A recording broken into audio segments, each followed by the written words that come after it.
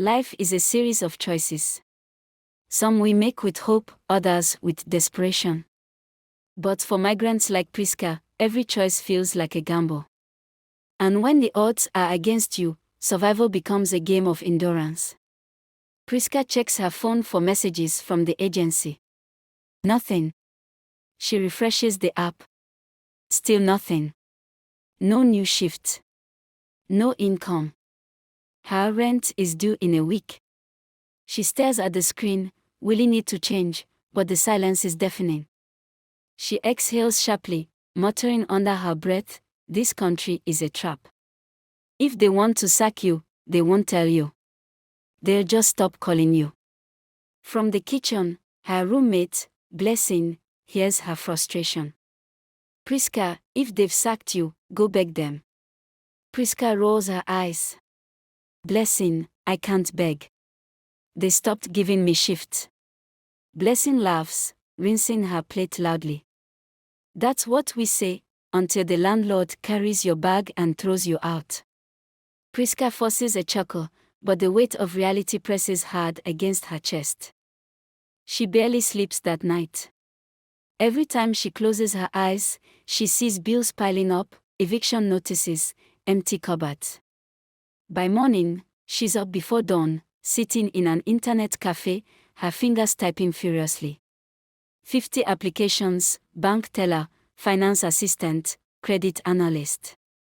She used to run an entire bank branch in Nigeria. Now, she's begging for entry-level roles. Her phone finally rings. A recruiter. Her heart leaps. "Hello, Priska. I saw your CV. You have an impressive banking background. But do you have UK experience?" Priska closes her eyes. Again. "No, but I was a branch manager in Nigeria." "That's great. But UK banking is different. We need someone with local experience." "Good luck." The call ends. Priska rests her forehead on the table. She is stuck. Too qualified for low jobs, not qualified enough for good jobs. That night, the knock on the door comes just as she feared. Mr. Blake, her landlord, stands with his arms crossed. "Priska, your rent was due 3 days ago. Where's my money?" She swallows hard. "I just need 1 more week." "1 week? You said that last month. If I don't see payment by Friday, you're out." The door closes. Priska slides down to the floor, staring at her hands. Going back to Nigeria is starting to look like the only option. But what would she tell her family? That she failed. That the dream they all believed in was a lie. Then, a phone call. A hospital. A permanent role as a healthcare assistant. Not finance, not banking, but stable. Rent money. She takes it. The end-of-life ward is nothing like she imagined. Patients hooked to machines, their final moments ticking away. Some die peacefully, their breaths fading like whispers. Others struggle, their bodies fighting even as their souls slip away. She sits beside Mrs. Taylor, an 89-year-old woman struggling to breathe. "My dear, will you be here when I go?" Priska, trying to remain calm, responds softly, "Where are you going, Mama?" Mrs. Taylor gives her a weak smile. "Somewhere peaceful, I hope." Priska pauses, the heaviness of the moment settling in her chest. She tries to offer reassurance, though she isn't sure if she believes it herself. "You will go to a better place, Mama. We all do, when it's time." Mrs. Taylor's eyes flutter as she looks up at Priska, a faint glimmer of gratitude in her gaze. "Thank you, my dear. You're a good girl." Priska smiles back, squeezing her hand gently. "Rest now, Mama. I'll be here." 5 minutes later, Mrs. Taylor's chest stops rising. Priska doesn't move. Another death. Her job is no longer about saving lives, it's about watching them slip away. She tries to detach, to see it as just work. but the faces haunt her. The lonely ones, the forgotten ones, the ones who whisper final words that no one else will ever hear. At first, her colleagues seem friendly. But she notices things. The way Sarah and Emily whisper when she passes.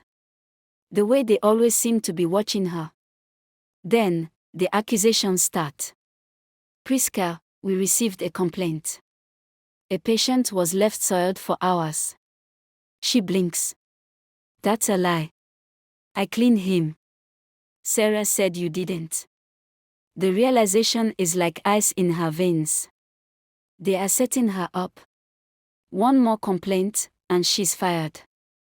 One night, she rushes down the hall, a patient gasping for air. She tries to call the nurse. No one answers. She runs to the break room. The nurses are drinking coffee, laughing. Someone is dying. Sarah smirks. That's your job, dear. Handle it. Priska sprints back, but it's too late. The patient dies in her arms. She screams, frustration burning her throat. 2 days later, she is called into the manager's office. Priska, we are concerned about your performance. There have been complaints. She clenches her fist. Complaints from who? The people trying to sabotage me. The manager sighs. We need a team that works well together. Maybe this isn't the right fit for you. Priska knows what that means. She is being pushed out. At home, she tells Blessing. You mean to say the white people are this wicked? Oh. If this were Nigeria, we'd have a family meeting. Priska sighs. Blessing, it looks like I'm going back to Nigeria. I can't take it anymore. That night, she checks flight prices. £600 one way to Lagos. She stares at the screen. Should he leave? Memories flood her mind. Her first day in London, stepping off the plane with hope in her heart. The sacrifices her family made. The dreams she had. Then, a text. Priska, I found a finance role for you. They are willing to train. Interview on Monday. Her heart races. A chance. Finally. Monday morning, she walks into the office, shoulders squared. The interviewer studies her. You don't have UK banking experience, but you understand money. You've led teams. Let's give you a shot. She holds back tears. 1 month later, she sits in her new office, a desk with her name on it. Her phone rings. Mama, we haven't heard from you. What's happened? Priska smiles, staring at London's skyline. Mama, I made it. The city tried to break her. But she survived. She won. Migrant life is a fight. Some lose. Some give up. But for those who endure, they don't just survive, they rise. Priska's story is the story of many. And in the end, the ones who refuse to break, win.